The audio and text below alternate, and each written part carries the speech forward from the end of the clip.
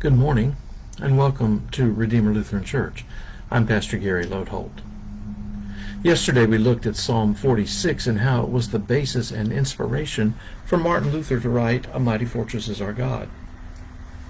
Today, as we continue to look at Psalms you should know that aren't numbered 23, I want to look at two other Psalms which serve as the basis for some other hymns you know well. Psalm 90 is the only psalm in the book ascribed to Moses.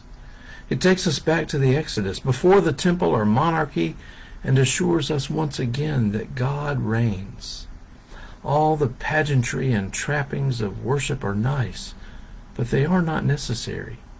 If everything were lost and gone, God is still there. Here are the first few verses of the psalm to give you some flavor of it. Lord, you have been our dwelling place in all generations. Before the mountains were brought forth, or ever you had formed the earth and the world, from everlasting to everlasting you are God. You turn us back to dust and say, "Turn back, you mortals, for 1,000 years in your sight are like yesterday when it is past, or like the watch in the night.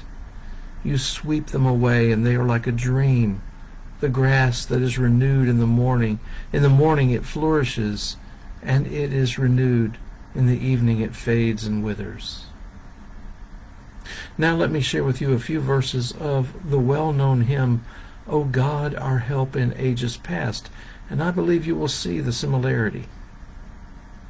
O God, our help in ages past, our hope for years to come, our shelter from the stormy blast, and our eternal home.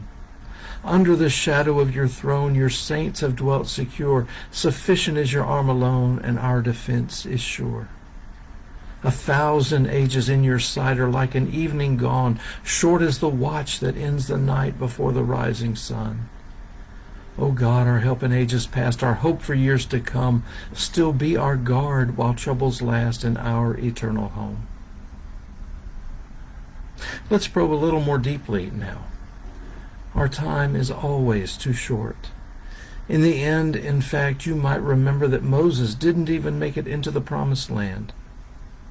But our time isn't all there is to measure. God's time is primary. And if Moses could fall short and still be Moses, perhaps God still loves us and works through us when we fall short too.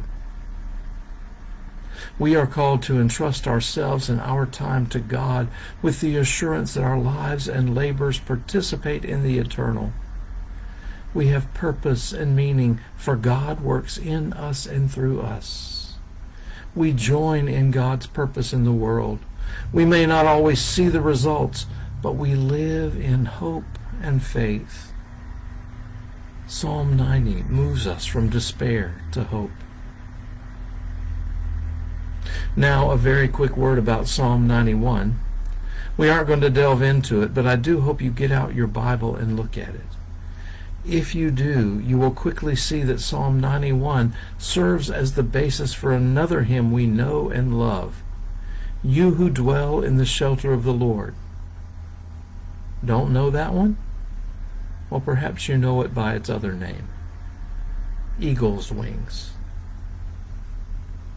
Thanks for watching, and remember to let this day belong to God.